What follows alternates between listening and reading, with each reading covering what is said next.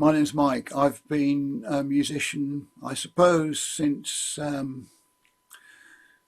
well, for the last 50 odd years, put it that way. Some of that time as professional, and the last 6 years or so as a teacher, mostly of guitar, but also a bit of banjo and mandolin occasionally. And we've been learning more about how the brain works and how it learns. And that's both from a personal interest of my own, but also as a teacher, I'm very much interested in how things work. And so with Gregg, I was really impressed with his explanation of the science, and it connected with me very much in what I'd read, and also stuff that I didn't know, which are more recent stuff, developments that I hadn't heard about, but also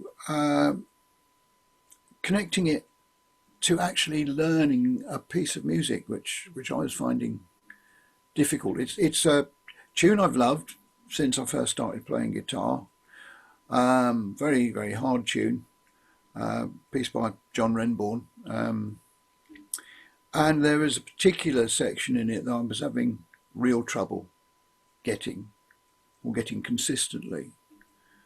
And with Gregg's approach to showing me different ways that I could actually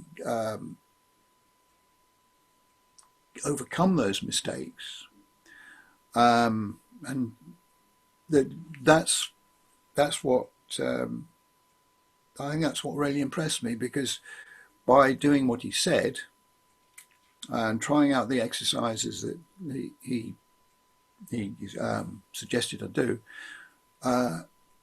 in a matter of a week, it made a huge difference. And I'm not able to practice every day at the moment, believe it or not,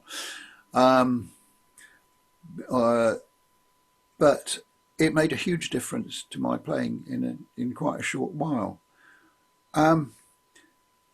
And I think also it made a difference to my confidence and understanding, because if I could crack that,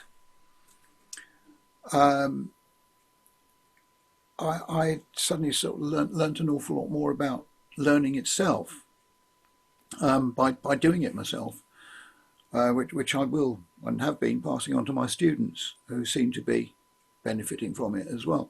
That's another thing.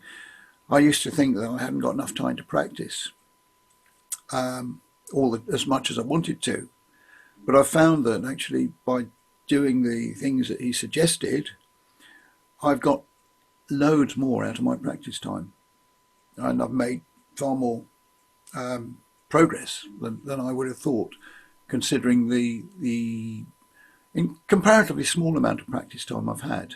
But with his approach to practice, and how the brain works as well, because I've just assumed that playing something that I theoretically know, trying to play it, is going to help me, but of course it doesn't. So without a doubt, practicing is probably the hardest skill you ever learn as a musician. And some people think it might be performance and performance nerves, but honestly, if you get the practice right, you won't have the nerves when you're practicing. You won't have the nerves when you're performing, because you'll have got the practice right in the first place.